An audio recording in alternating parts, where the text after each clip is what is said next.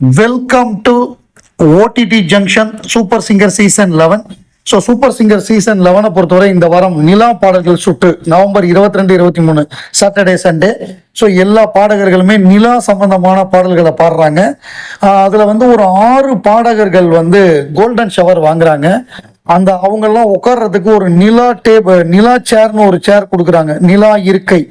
அதுலேருந்து ஒருத்தர் வந்து பெஸ்ட் சிங்கராக செலக்ட் பண்ண போகிறாங்க. ஸோ இது வந்து அந்த மாதிரியாக அமைய போகுது. அந்த 6 சிங்கர் யார் அப்படின்னு பார்த்தோம்னா, number 1 Meenakshi, number 2 Darshana, number 3 Ann Benson, number 4 Hriday, number 5 Farhan, number 6 Abraham Nithya Pandian. இந்த 6 சிங்கர்ஸ் தான் இது வாங்கியிருக்காங்க, கோல்டன் ஷவர் வாங்கியிருக்காங்க. மற்றவங்க எல்லாம் வாங்கலை அப்படிங்கிறது தான் இந்த வாரத்துடைய விசேஷம்.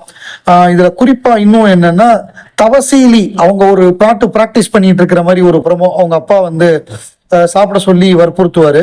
அவங்க பாடினது வந்து பால் போலவே, நாளை இந்த நாளை பார்த்து போய் வானிலா அப்படிங்கிற அந்த பாட்டு. இது வந்து 1968 வந்த உயர்ந்த மனிதன் படத்துல வந்த பாடல். ஏவிஎம் தயாரிச்ச படம் உயர்ந்த மனிதன். நடிகர் திலகம் சிவாஜி கணேசன், சௌகார் ஜானகிலாம் நடிச்ச படம். ஸோ இந்த படம் வந்து ஏசி திருலோகச்சந்தர் டைரக்ட் பண்ண படம். MS விஸ்வநாதன் அவருடைய மியூசிக்ல பி சுஷீலா பாடின பாட்டு.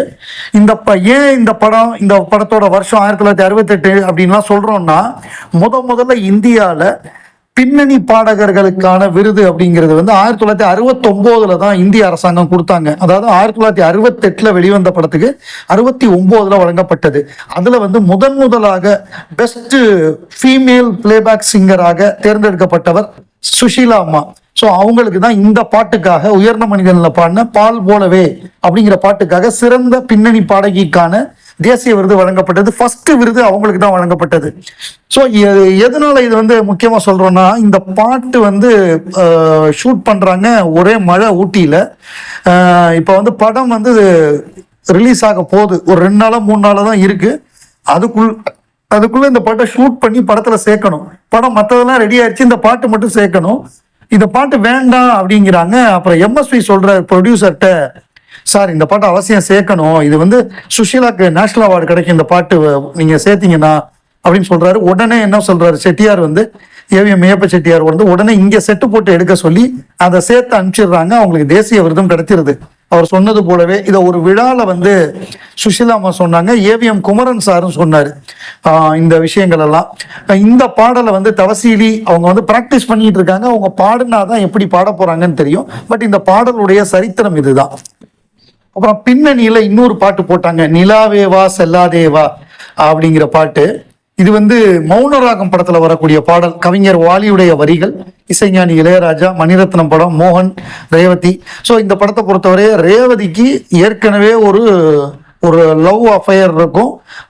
அந்த கார்த்திக் வந்து செத்துருவார், அவர் காதலித்த ஆள் செத்துருவாரு. அதனால அவங்களுக்கு திருமணமே வேண்டாம் அப்படின்னு இருப்பாங்க. பட் வீட்டில் வந்து வற்புறுத்தி கல்யாணம் பண்ணி வச்சிருவாங்க. பட் மோகனுக்கு இதெல்லாம் தெரியாது. அவர் வந்து நார்மலா கல்யாணம் ஆன உடனே இப்போ எப்படி இருப்பாங்களோ அது மாதிரி அவர் இருக்கணும்னு ஆசைப்படுவார். பட் இவங்க அதுக்கு என்ன சொல்றது, இவங்களுக்கு வந்து அந்த சோகத்திலேருந்து மீளாததுனால வேற யாரையுமே அவங்களுக்கு பிடிக்காது. கார்த்திக் இருந்த இடத்துல மோகன் வந்து அவங்களுக்கு பிடிக்காது.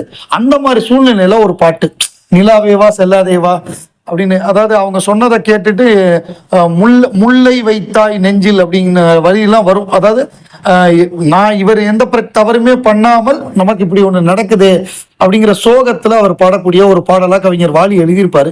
பிரமாதமா எழுதியிருப்பாரு. அந்த பிரமாதமா எழுதினதை பாடும் நிலா பாலு அவ்வளவு சூப்பரா பாடியிருப்பாரு.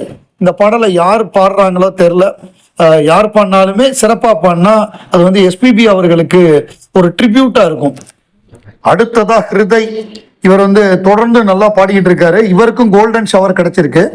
இவர் மெட்ராஸ்ங்கிற படத்துல இருந்து சந்தோஷ் நாராயணன் மியூசிக்ல பிரதீப் குமார் பாடின ஆகாயம் தீப்பிடிச்சா நிலா தூங்குமா அப்படிங்கிற பாட்டு. ஸோ இந்த பாட்டை எழுதினது கவிஞர் கபிலன். ஸோ அவரும் மிகச்சிறந்த ஒரு கவிஞர். அந்த பாடலை வந்து இவர் ரொம்ப நல்லா பாடினார். அந்த சந்தோஷ் நாராயணன், ரஞ்சித் இவங்களோட காம்பினேஷன்ல எல்லாம் வரும்பொழுது மியூசிக் கொஞ்சம் வேற மாதிரி கொஞ்சம் டிஃபரெண்டா பண்ணியிருந்தாங்க. மெட்ராஸா இருக்கட்டும், அதுக்கு முன்னாடி வந்த அவருடைய அட்டகத்தியா இருக்கட்டும், அந்த படங்கள்ல பிரதீப் குமாரோட வாய்ஸ், அவங்க பாடின விதம், அந்த பாடல் வரிகள், அவரா இருக்கட்டும், சந்தோஷுக்கு அப்புறம் ஷான் ரோல்டன், இவங்க எல்லாமே வித்தியாசமா மற்றவர்கள்ல இருந்து முற்றிலும் மாறுபட்டு வேற விதமா ஒரு இசையை கொடுத்தாங்க. அது கேட்கறதுக்கு ரொம்ப நல்லா இருந்தது. அந்த பாடல்களும் பெரிய வெற்றி பெற்றது. ஸோ இந்த படத்துல இந்த பாடலை வந்து பிரதீப் குமார் எப்படி பாடினாரோ அதே மாதிரி பாட ட்ரை பண்ணிருக்காரு ஹிருதய். அதுல ஓரளவு வெற்றியும் பெற்றிருக்காரு. அதனால அவருக்கு கோல்டன் ஷவரும் கிடைச்சிருக்கு.